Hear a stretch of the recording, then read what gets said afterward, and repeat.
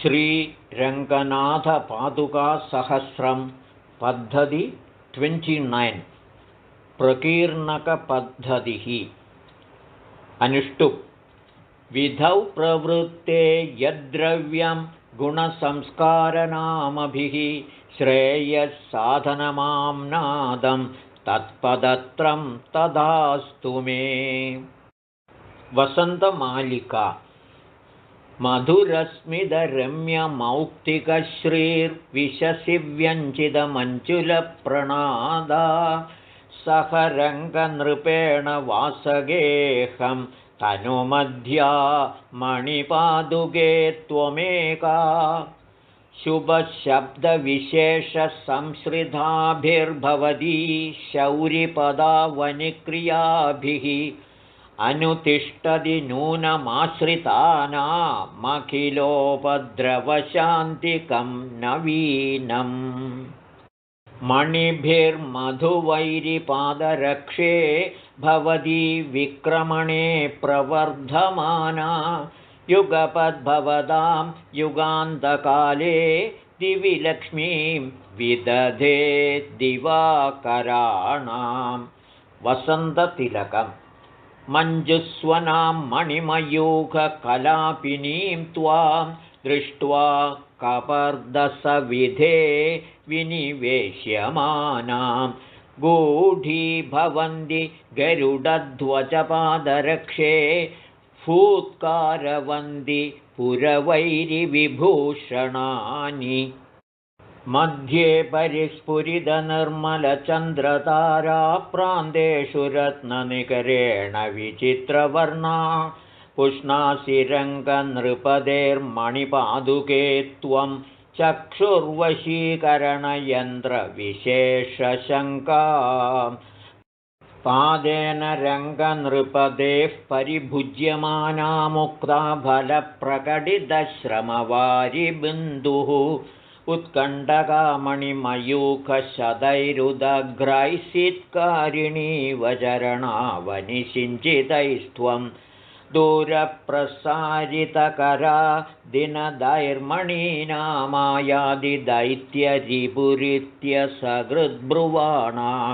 दैत्येश्वरानभिमुखाञ्जनितानुकम्पा मन्ये निवारयसि माधवपादुके त्वम् अच्छेद्यरश्मिनियतक्रमरत्नधुर्या निष्कम्भकोबरनिभं दधती प्रतीकं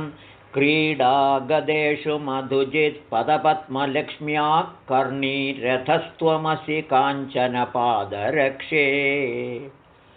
मञ्जुस्वना मरतकोपलमेचकाङ्गी शोणाश्मतुण्डरुचिरा मणिपादुके त्वं पद्मा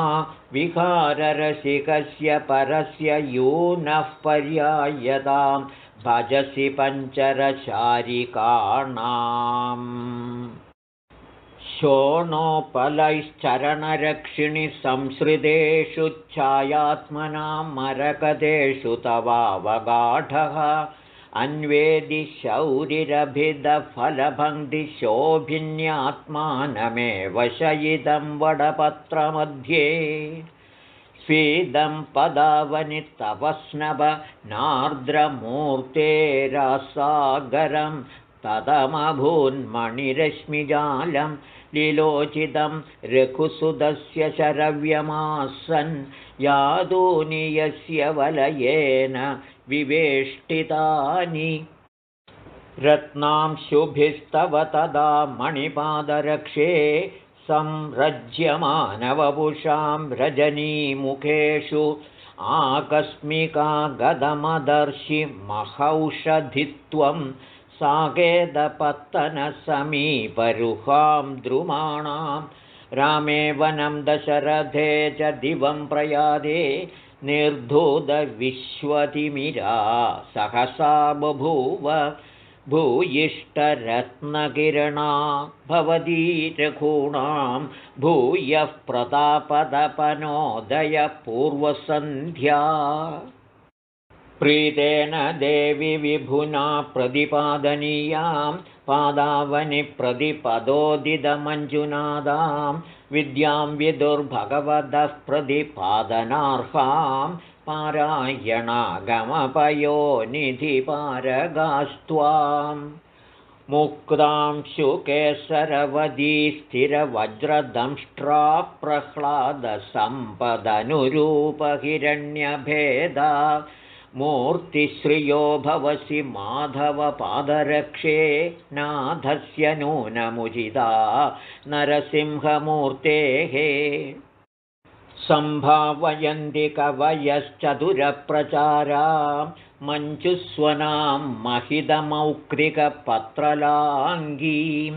स्वाधीनसर्वभुवनां मणिपादुके त्वां रङ्गाधिराजपदपङ्कजराजहंसीं मुक्तामयूखरुचिरां मणिपादरक्षे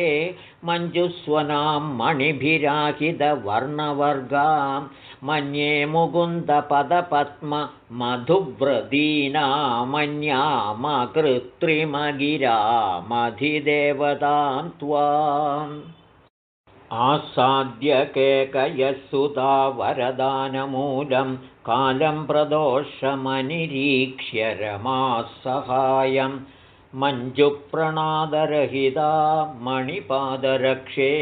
मौनव्रतं किमपि नूनमवर्तयस्त्वं वैडूर्यरम्यसलिला महिता मरुद्भिश्चायावती मरकतोपलरश्मिजालैः अश्रान्तमोहपदवी पथिकस्य जन्तोर्विश्रान्तिभूमिरिव शौरिपदावनित्वम् आद्यो रघुक्षितिभुजामभिषेकदीप्तैर्याप्यायितस्तव पदावनिरश्मिजालैः मन्दीचकारतपनो व्यपनीतभीतिर्मन्दोदरी वदनचन्द्रमसो मयूखान् मान्या समस्तजगदां मणिभङ्गनीला पादे निसर्गखटिता मणिपादुके त्वम् अन्तःपुरेषु ललितानि गदा गदानि चायेव रङ्गनृपतेरनुवर्तसे त्वम् रङ्गाधिराजपदपङ्कजमाश्रयन्ती हैमी स्वयं परिगदा हरिनीलरत्नैः सम्भाव्यसे सुकृतिभिर्मणिपादुके त्वं सामान्यमूर्तिरिव सिन्धुसुताधरण्योः अभ्यर्चितासु मनसां निवहैरजस्रं मुक्तारुणोपलनखाङ्गुलिपल्लवश्रीः श्रेयस्करीं मुरभिदश्चरणद्धयीव कान्तिं समाश्रयसि काञ्चनपादुके त्वम् निर्मृष्टगात्ररुचिरां मणिपादुके त्वं स्नातानुलेपसुरभिर्नवमाल्यचित्रा प्राप्ते विहारसमये भजसे मुरारेः पादारविन्दपरिभोगमधन्यलभ्यम् नादे पदावनि तथा तव सन्निवेशे निर्वेशनक्रममसह्यमपाचिकीर्षुः यैरेवलोचनशतैरभिवीक्षते त्वां तैरेव पन्नगपदिश्रुतिमान् बभूव पादावनिस्फुटमयूखसहस्रदृश्या विष्णोः पदेन भवती विहितप्रचारा त्वद्भक्तियन्द्रितजनप्रथमस्य शम्भोर्वैकर्तनी मनुकरोति विहारमूर्तिम् राज्ये वनेऽपि रघुवीरपदोचिताया संस्मृत्य गौतमवधू परिरक्षणं ते मन्ये समाहितधियो मणिपादुके त्वां मूर्ध्ना भजन्त्यनुदिनं मुनिधर्मदाराः त्वामाश्रितो मणिमयूखसहस्रदृश्यां त्वच्चिञ्चितेन सह रङ्गपतिः समुद्यन् आशङ्क्यते सुमतिभिर्मणिपादरक्षे विद्याः सखः सवितृमण्डलमध्यवर्ती रत्नाश्रितैर्हरिपदं मणिपादुके त्वं स्पृष्ट्वा करैः श्रुतिरसायनमञ्जुनादा तत्त्वं तदेतदिति बोधयसीव सम्यग्वेदान् प्रतारितवतो विविधान् कुदृष्टीन् आनन्दसु प्रणयिनां मनखप्रसादारङ्गाधिराजपदरक्षिणि रत्नभासा न्यस्ते मुहुर्निजभरे स्थिरतां भजन्त्या वर्णां शुकं विदरसीव वसुन्धरायाः त्वं चित्रभानुरसि रत्नविशेषयोगाद्भूम्ना निजेन परिपुष्यसि पावकत्वं स्वेनैव शौरिचरणावनिचन्द्ररूपा तेजस्त्रयीव मिलितासि तमोपहानः प्रौढप्रवालरुचिरा भुवनैकवन्द्या रङ्गाधिराजचरणावनिरम्यचन्द्रा सम्भिन्नमौक्तिकरुचिः सततं प्रजानां तापात्ययं दिशसि तारकितेव सन्ध्या रङ्गेश्वरस्य पुरतो मणिपादुके त्वं रत्नांशुभिर्विकिरसि स्फुटभक्तिबन्धा पादौ विहारयितुमद्भुतसौकुमार्यौ प्रायः सरोजकुमुदोत्पलपत्रपङ्क्तिम् आसन्नवृत्तिरवरोधगृहेषु शौरेरापादयस्यनुपदं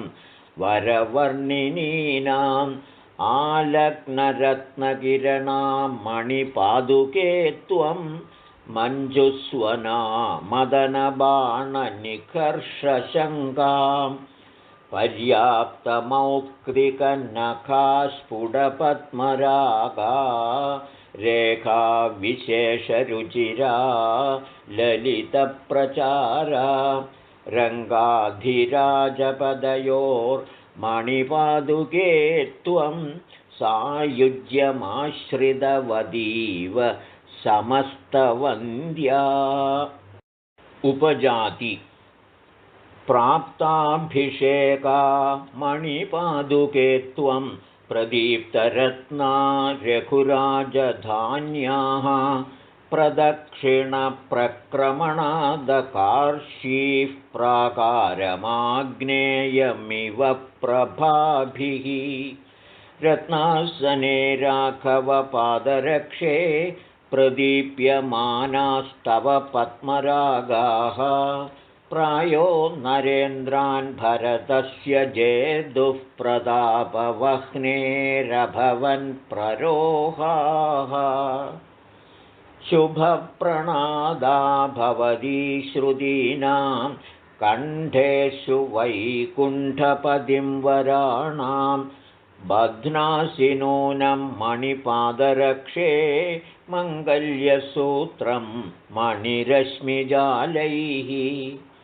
विचित्रवर्णाश्रुतिरम्यशब्दा निषेव्यसे नागसदां शिरोभिः मधुद्विषस्त्वं मणिपादरक्षे श्रेयस्करी शासनपत्रिकेय स्थिरा स्वभावान्मणिपादुके त्वं सर्वं सहास्वादुफलप्रसूतिः पृथ्वीवपद्भ्यां परमस्य पुंसः संसृज्यसे देवि विभज्यसे च पश्यन्ति रङ्गेश्वरपादरक्षे पूजासुते संहितपुष्पजालां मृगीदृशो वासवरत्नरेखां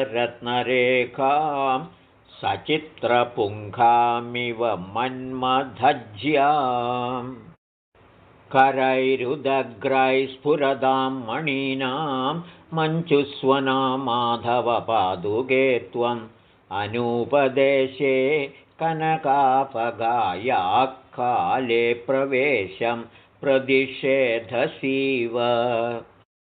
आक्रान्तवेदिर्भवती तदानीमदर्शि मुक्तान्वितशोणरत्ना करग्रहार्थं भरतेन भूम्या लाजोत्करैर्वह्निशिखेव कीर्णा रथोद्धता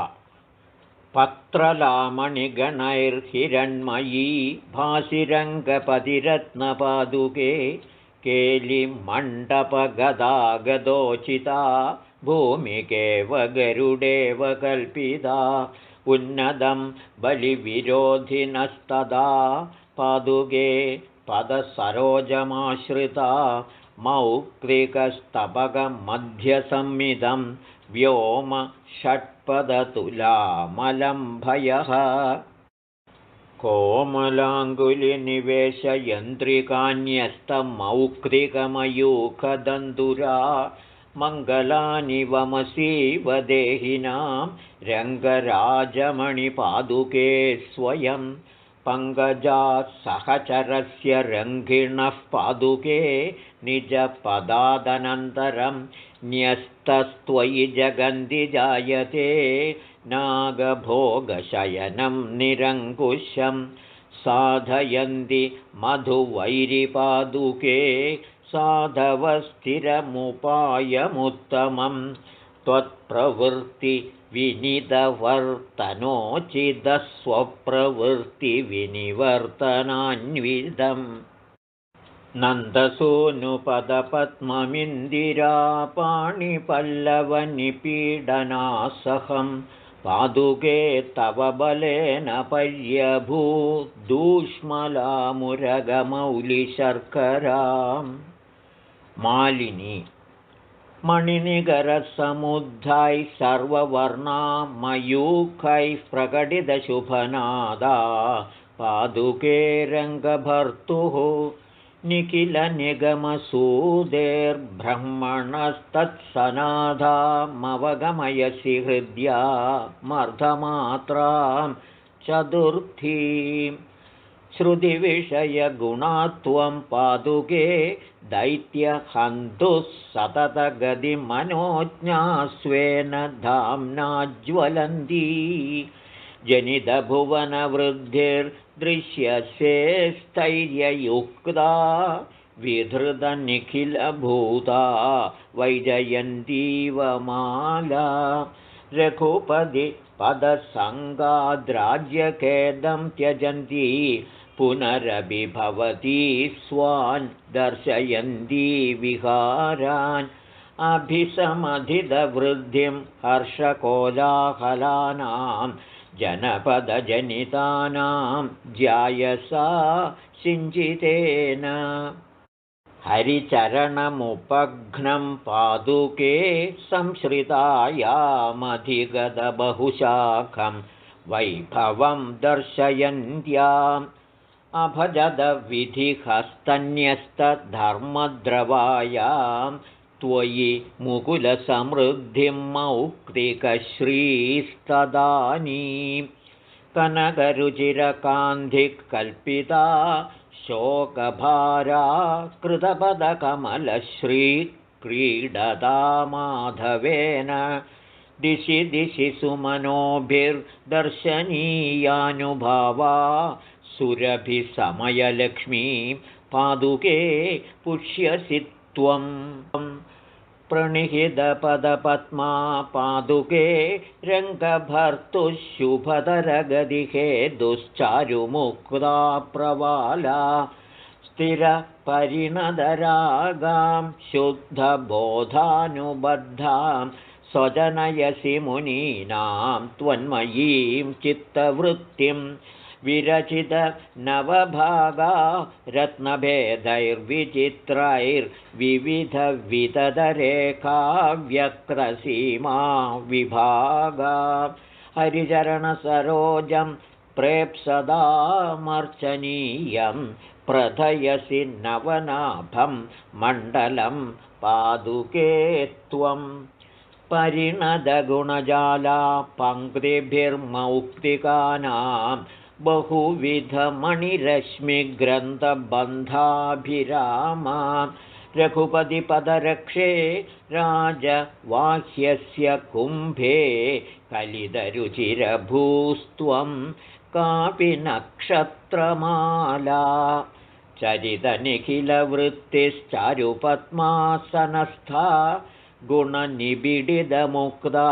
पङ्क्तिबद्धाक्षमाला सविधमधिवसन्ती पादुके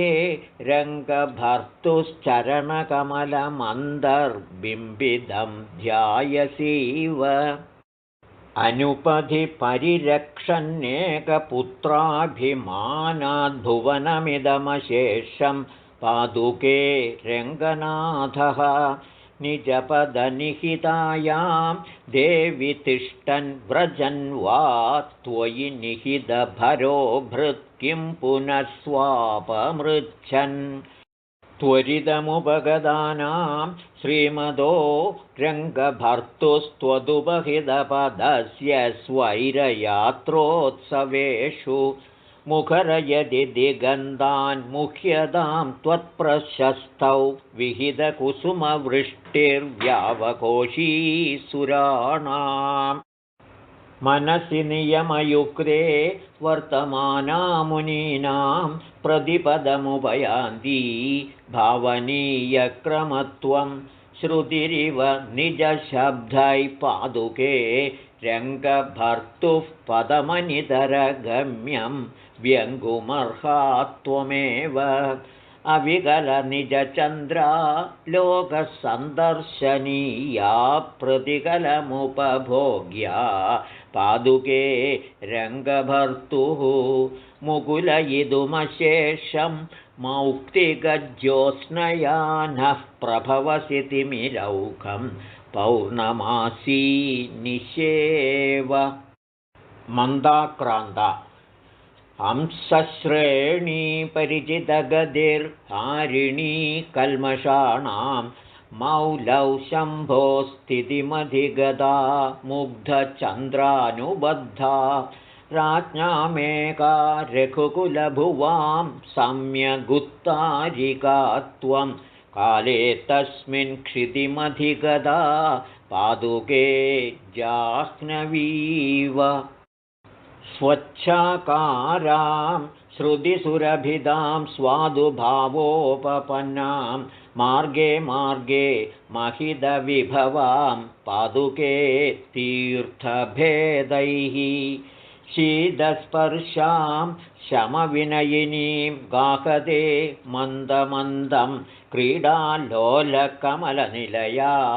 दत्तहस्तो युवा त्वाम्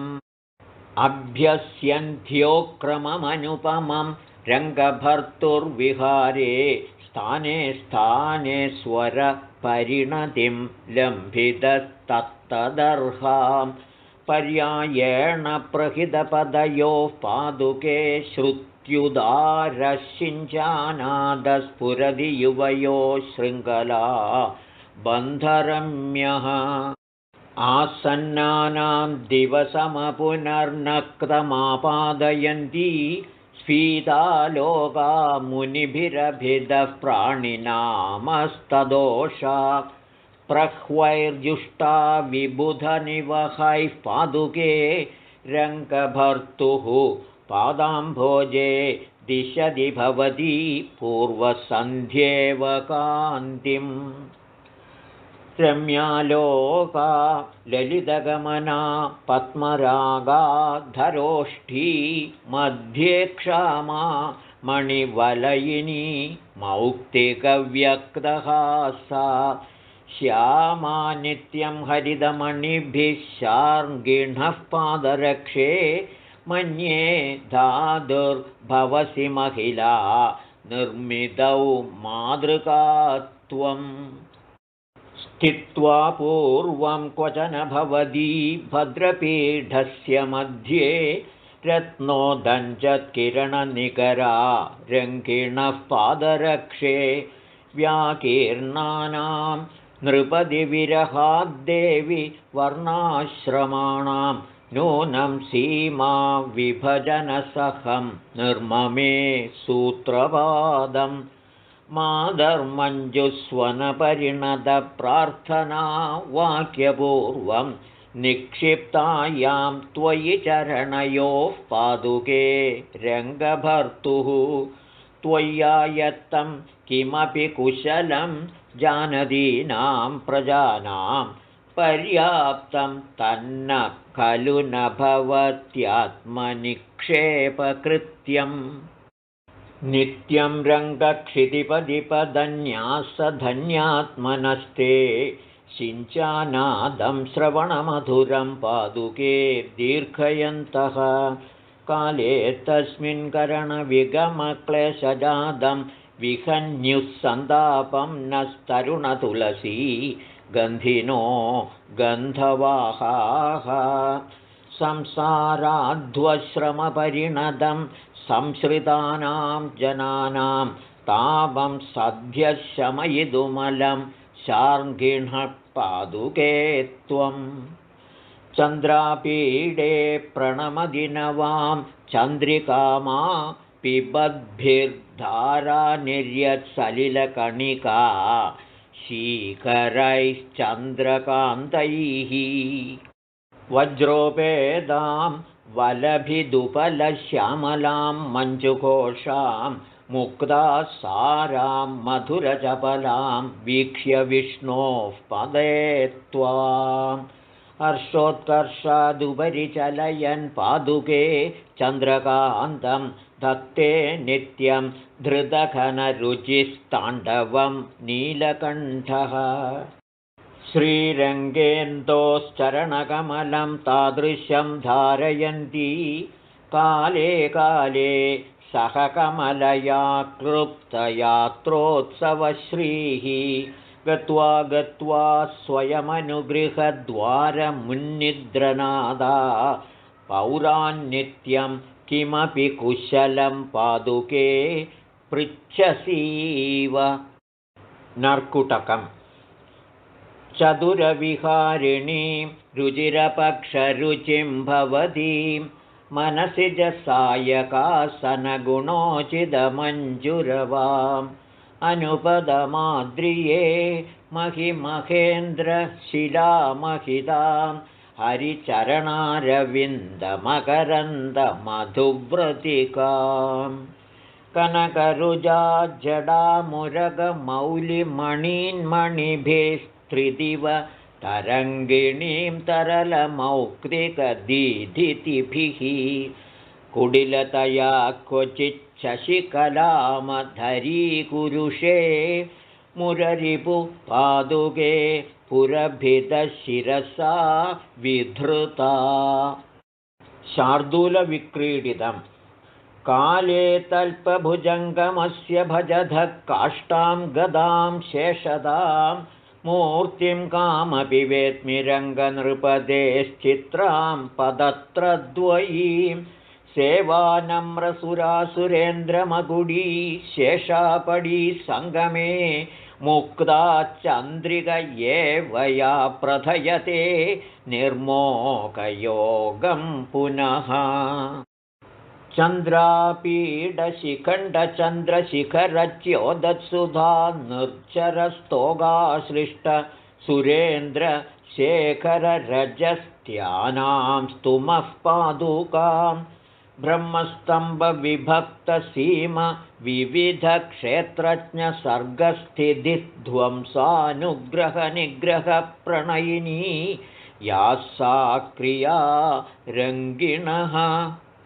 लक्ष्मीनूपुरसिञ्चितेन गुणितं नादं तवा कर्णयन्नाज्जिघ्रन्निगमान्त गन्धतुलसी दामोद्धितं सौरभं काले कुत्रचिदागतं करुणया सार्धं त्वया चाग्रधः पश्येयं मणिपादुके परतरं पद्मे क्षणं दैवतं गीति वहदीक्षिदिव्यवहितां सोऽपि त्वां गदिषु पादुके रङ्गी कमठपदिभुजगपरिबृढकरिवरकुलशिखरिभूमिकाभेदैः। इति श्रीकवितार्किकसिंहस्य सर्वतन्त्रस्वतन्त्रस्य श्रीमद्वेङ्कटनाथस्य श्रीमद्वेदान्ताचार्यस्य कृतिषु श्रीरङ्गनाथपादुकासहस्रे प्रकीर्णकपद्धतिरेकोनत्रिंशी। ॐ